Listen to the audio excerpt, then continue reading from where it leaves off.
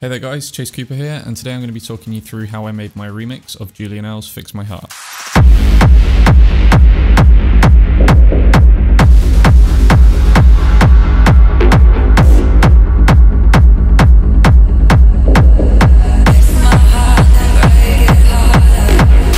So just before we dive into the project file, it's worth mentioning that me and Julian are actually giving away this Logic project to you guys if you would like it. All you have to do, dive over to Beatport, put the track in your shopping cart, check out. Not only will you have a dance floor banger that you can play in your DJ sets and wow the crowd with, but yeah, we will, if you fire a screenshot of your order confirmation over to the email linked in the description below, then we will send you over a copy of the Logic project file for you to keep and check out in your own time.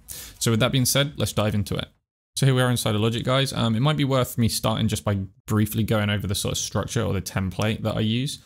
So basically, I try, my projects aren't always this tidy, I will confess, like they get pretty messy, but there is a structure which is maintained throughout, which is mostly the grouping and the buses and everything. And I have that in a template so that every single project that I open and I start is streamlined in a way that I can just cut straight to the songwriting. It also kind of reminds you what should go into a track, because if you're sat there and you're thinking, oh, what am I missing? You can sort of look at the template and you can go, oh yeah, I need like some sub bass in here. I need some effects, or I need some pad sounds or something, because there are groups set up for those things already. And when you have a template laid out in this way, at least I've found over recent years, it just helps so much. So diving into the drums first, it's probably best to start with the kick, the kind of like hallmark of any techno track. And for this sample, this kick, the main body was like, shout out to Julian himself. It was a sample from one of his sample packs.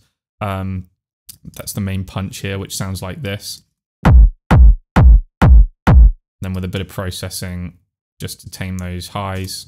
I say tame them, I'm pretty much rolling them off at 7K there, yeah. Shaping a little bit, rolling off any unnecessary lows. I'm also rolling off the sides here. It's especially with low sounds. I'm often like making sure that the sides are rolled off at a certain point so that the stereo field doesn't get messy or struggle later on. So that's the punch. And then you've got the top, which is this sort of reverb top. It was one I designed in a separate project, and then I brought it in and then I've processed it some more to sort of fit it in with this track. For the most part, it's reverb on it. I've got RC48 here, which I really like. That's got a slightly longer tail on it. That's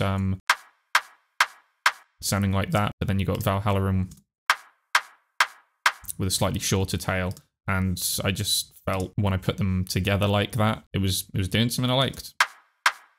I've rolled everything off at that point there, because that was a sweet spot where I kind of felt it sounded right. And then there's a bit of Decimal on here, which is Bit Crusher, which I recently got from D16. It's really, really nice. I'm still getting to know it, but I've been using it to sort of make things sound a bit grittier, that degradation, make it sound dirtier, messier. This is techno after all, so that's what we're after. It's pretty subtle on this. So yeah, it's just adding a bit of drive and a bit of loudness, obviously. And then I got the DS10 drum shaper here, which is, I bought this thing and I've never looked back. I just love it. It's called DS10 drum shaper, but I'm using it on way more things than drums. I'm lobbing it on all sorts of stuff when I want to tame the transients often. So yeah, that's a really great plugin. And on this one, just adding a little bit of attack to that, and that mojo is all the way down. So together, you got the punch and the top, and they're sounding like that. And then obviously you got your rumble underneath that.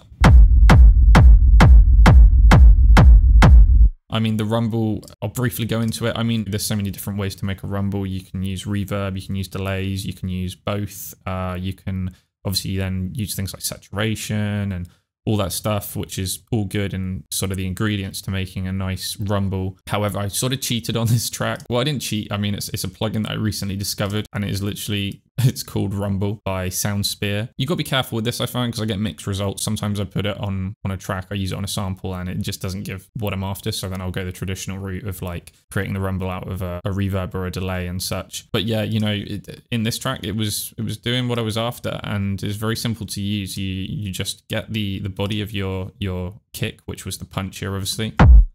Duplicate that onto another track. Lob rumble on it. I turn the dry right down on the duplicated track, so I'm just getting the wet rumble effect. yeah, and that's basically what it does for you. And then from there, I've used the Logic direction mixer. All I've done here is I made it mono. Basically, you know, if you're in Ableton, you can lobby utility on it and press that mono button. That's exactly what that direction mix is doing there. Then an LFO tool to get it out of the way of the kick so that it kind of fits together. Again, that's what it sounds like. So next up, we'll dive into the rest of the sort of drums and the percussion in the track. So this was the hat layer, as in like the offbeat hat. A lot of the time, it's worth mentioning, like, I'm not just necessarily working in audio all the time. This, in fact, both of these were MIDI. I commit to audio during making a track often. So with the hats here, I've got the shaker, which obviously originally that was just a MIDI that I just had on every offbeat, and then I committed it. Got a bit of RC48 on there again, just adding a bit of reverb. And there's also RC20 retro color here as well. And as you can see, I'm using this distortion in here, and the wobble is just making it sound a little bit messy, a little less static and electronic, which is nice. So moving on from there, we've got the next layer, which was a hat. And on this, yeah, there's another RC20 retro color sort of messing it up a bit. My favorite little guy here, DS10 drum shaper, taming a little bit of the attack. But apart from that, it's pretty minimal. Yeah, very minimal mixing going on that. Again, I've just rolled off unnecessary lows, and that was that. And it has this sort of dirty layer to it. When I had these two together, I was liking the result, but I felt like I was missing a bit of the high frequencies. So I actually ended up repurposing on top of that a stem from the original Fix My Heart track. So that is layered on top of the other hats to just add that higher frequency range.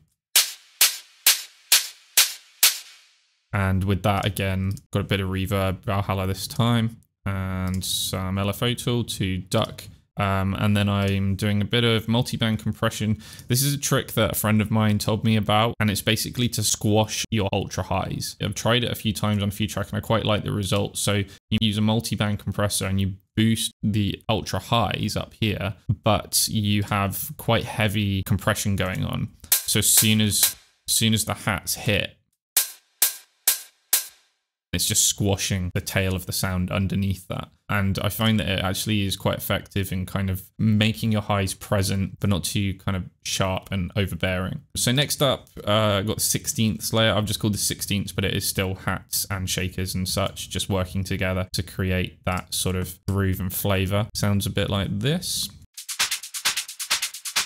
And this is, I won't bother going too much into detail here because it's, in terms of like the processing and the mindset, it's very similar to how I just described. So, you know, trying to get different ones to fill out the frequency spectrum.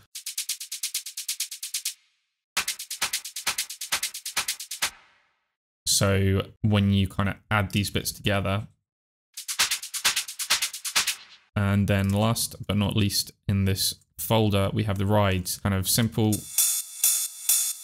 Got a ride loop going there. I think that was someone I found in a Unity samples pack. With this, I have done something a little bit unusual. I've used a track spacer, sidechained them, the rides, to the offbeat hats up here, this bus. So it just means when the hats are playing at the same time as the rides are there, they're giving they're filling out the sound spectrum as we want them to. But when the actual offbeat hat hits in, you're not getting high frequencies stacked on the high frequencies of the ride, because the ride is ducking out the way with this track space every time the offbeat hat just like cuts through there, and it's giving space to that. So that was basically the idea there.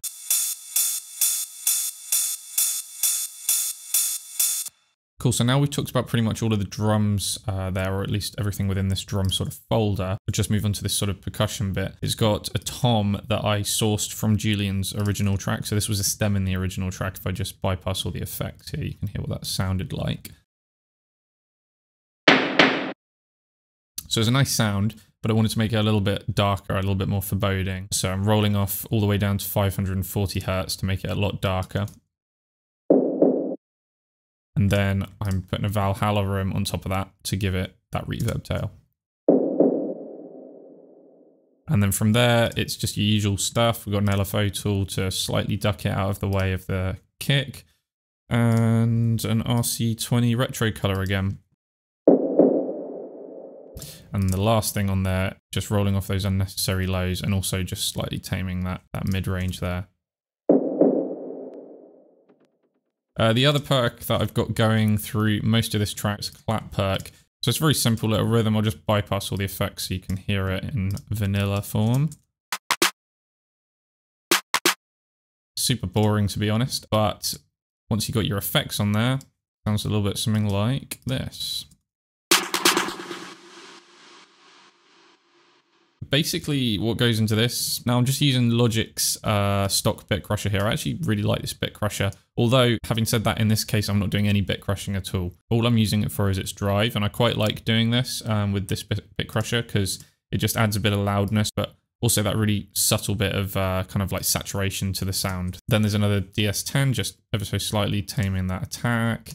A Valhalla Room, doing a bit of reverb there. An OTT, so I think everyone's familiar with this plugin now. I use it all the time. I think it's really effective at squashing a sound, especially when you've got reverb on there. And I mean, without the OTT, that sounds good. But when you put the OTT on it, it sounds like that reverb had just been brought up and squashed together a little bit more with the dry input signal. So that's the initial part of the chain, and then I've got these 3 delays working in tandem. And basically, so you got Echo Boy doing a 16th ping pong delay on just the studio tape, so it's a pretty vanilla delay that's going on there. And then I'm using a replica, which is also doing a 16th on the ping pong. Now, some people might think, why are you doing 2 16ths on top of each other? That can cause all sorts of phasing issues. But that's kind of what I was going for here. If you have a little listen to it with just the initial Echo Boy, like that sounds really cool. But when you put the other replica delay on it, also doing 16ths, but with a different kind of style of delay, you get that kind of like weird kind of phasey tail on it. As it's delaying on top of the delay. And then to finish it all off, I've got the diffusion setting on this, and I really love the diffusion setting. It sounds more like a reverb, especially when you bring it up tight like this. So it's doing a so it's a very quick delay, but I just love the effect. It's like really washy. So now we've got this really long tail on top of the delay and the initial reverb that we had on there already. That's pretty much the percussion. There is this build-up clap in the sort of transitional parts of the track, just doing 16ths. Simple but effective. So moving on to the mid bass next. The mid bass is an interesting one because I mean it is bass, but it's like it says on the tin, it's filling out the mid range of the frequency spectrum. It's the kind of treble. And in this track, I composed it of a number of layers that are all kind of having a slightly different effect. So the first thing to talk about would be just the standard like mid bass. The main ingredient would be this guy just here. And on top of that, I layered this Reese sound. A super simple thing to me. I use Spire on this, but you know, use any synth with a couple of saw waves or whatever, detune them, then you'll get your sort of basic Reese sound. But with this, as well as rolling off the higher frequencies, because I didn't want any of that, I've put a reverb to really wash it out. It makes it more kind of like an atmosphere that sits with that mid bass. And then on top of that, I've got this other atmosphere up here, which was a sample that I just cut a quarter note length section out. And then I basically just, again, added a cake load of reverb and kind of rolled it off down at 275 there so that it fits. So it's lying there, but it's very subtle. But when you layer it with the mid bass and the other things that are going on,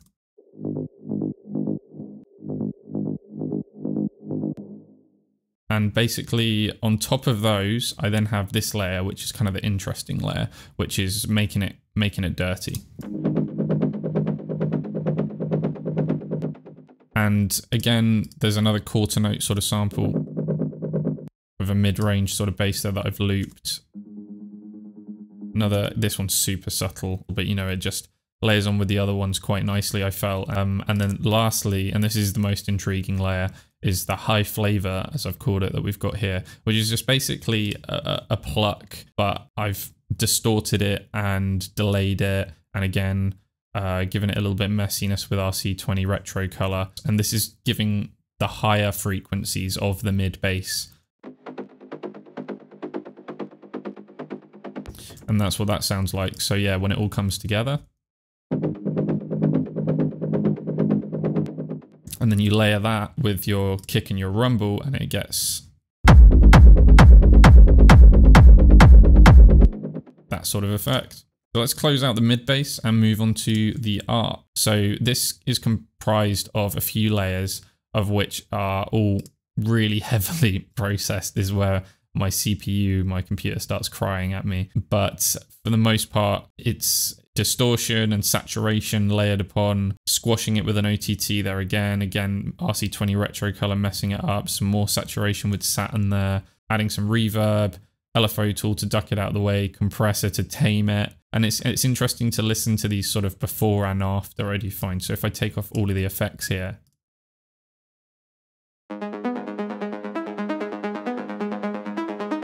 and then with the effects,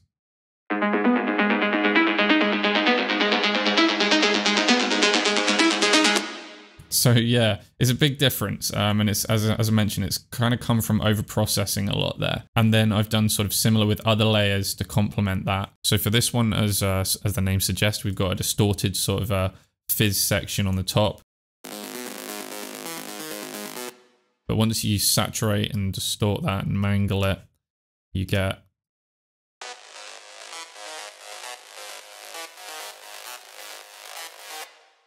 so the last layer here is called Mystical Flavor. That's tonally very different, obviously, to the previous layers that I showed you.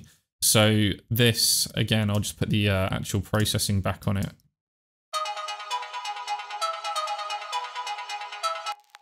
And all the ARPs together.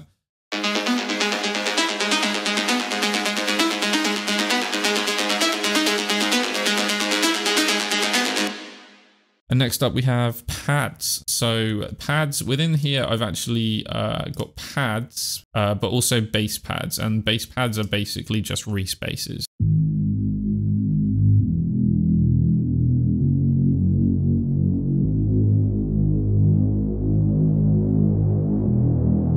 And obviously with automation, that's bringing that up over time. And the other thing I have layered on top of that is another respace. This is one that I found in Omnisphere and then mangled a bit. I've called it It's Alive, because the respace that I just showed you is nice and all, but when you add this one on top,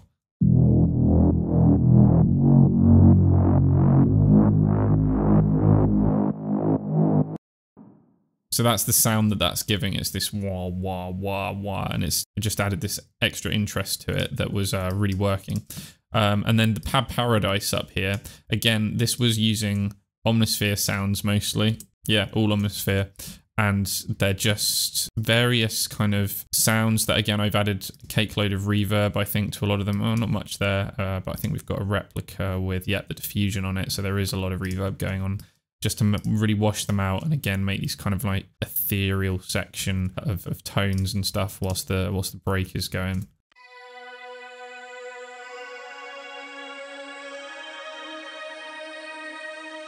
So that's one layer, and you've got another layer that's working with it. And it's a very airy layer, obviously. So as I was saying earlier, trying to find layers that offer something different.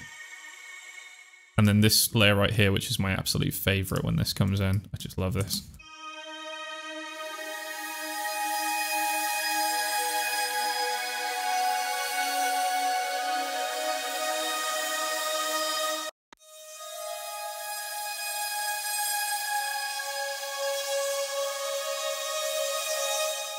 Again, bit of reverb on it, some OTT to squash it, to the diffusion delay again, and then it all adds up on top of each other with the respace to sound.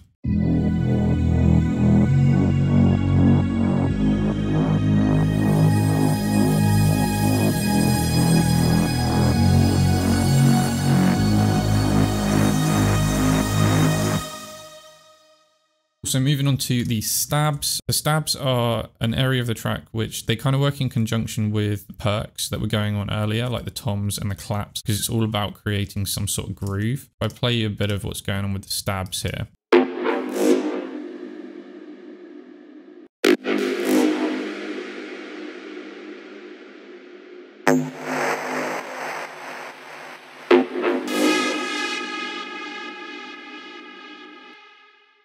For the most part, the stabs are a result of real overprocessing. If I play this one, I really like this one, and a little like acid perk.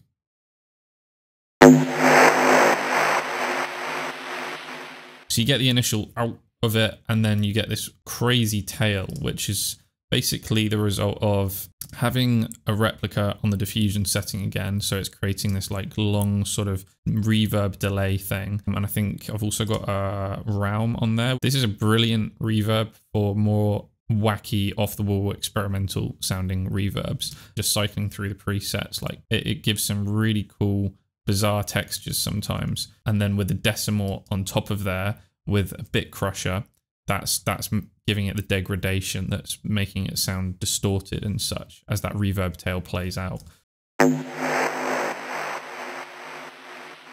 The rest of the stabs I've got in a bus here together, and again they're kind of these fun little one-shot synth sounds. I use a Foscion for this. So that's what the original sound is. It's a cool little sound, but then when you add a ton of effects on it. So what's going on there? It's distortion. Again, decapitator here. I've used a noise gate because I was noticing that the initial tail of this was just hanging around too long and I actually wanted to cut it off. It's almost like transient shaping, but with a gate. Then OTT to squash it a bit more reverb, a bit more reverb again with Comet, and then LFOTL to get it out of the way of the kick. However, I've got an Echo Boy and replica again on diffusion. You have the initial side chain happen, but then you have the delay wash over the rest of the sounds. Next up with the stabs, we've got this high synth sound.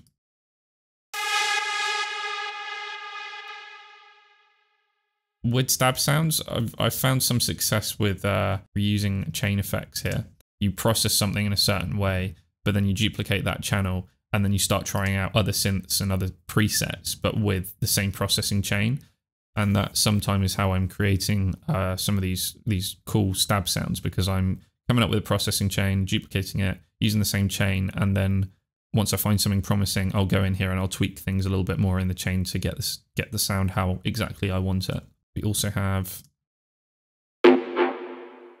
another little perk there with, again, I duplicated the previous channel, one of the previous channels here, and did exactly what I was just talking about to achieve that result. And then last but not least, got this guy down here, which is a bit of a womp, and that's same again. I duplicated what came before and then tweaked it and messed with it. So yeah, it doesn't always work, and you have to be really careful because, you know, sometimes you duplicate these things and it really won't work with new sounds and such, and you do have to start from scratch and shape a sound and process it in the way you want. So we're coming to the end of our project here. One of the last things is transitional effects, which are, you know, it's things which kind of like mark the hit points in your track or help build tension and release tension, etc., etc. I've got 4 buses running in here. So basically one is, it's a bus which has diffusion delay on it, again with replica and a Valhalla room with some more reverb, and then I'm again shaping it with EQ but squashing it with OTT. Basically, I just tend to pop crashes and downlifters and things within this bus, and it gives them that kind of spaced sound. Whereas if you take these effects off, that's all we get. So with them on again, just gives that lush tail that kind of blends in with the rest of the track. I duplicate this. I could automate this and turn on and off the sidechain when I do when I don't want it to sidechain. But because I'm lazy, I duplicated it and I just have the exact same one, but with an LFO tool on it. So any transitional effects that I want sidechained go into this bus, and any transitional effects that I don't want sidechained go into that bus. And the reverse effects bus here is not really much going on here, to be honest. I think it's one of the, possibly even the same crash cymbal I just played you, but reversed. And then I've added a little bit more reverb on it. Just again, it's that classic trick. I'm using it down here in the vocals as well. You get the sound that you want to have hinted at before it occurs, and then you wash it out with reverb, you bounce that down, and then you reverse the reverb tail of that sound. So I've got it going on the vocals. So that leads into the sections where the vocal's about to hit. And then lastly in here, we've got a kick effects bus, as I call it. And this is basically, it's just like a reverb kick, or a hall kick, which is basically a sort of impact sample. To take the processing off, actually, it'd be interesting. So yeah, it's got a lot of nice low content to it. Got a channel EQ running here. Yeah, we're really taking out some of these frequencies here, which I felt were just interfering with the rest of the mix. But once that EQ's been done, you know, I then have a Valhalla just adding to the reverb, another replica with more diffusion delay on, and OTT to squash it. Then another channel EQ to get it to sit right in the rest of the mix. And then with the transitional effects all together, your kick effects, you got your crash effects that we looked at earlier.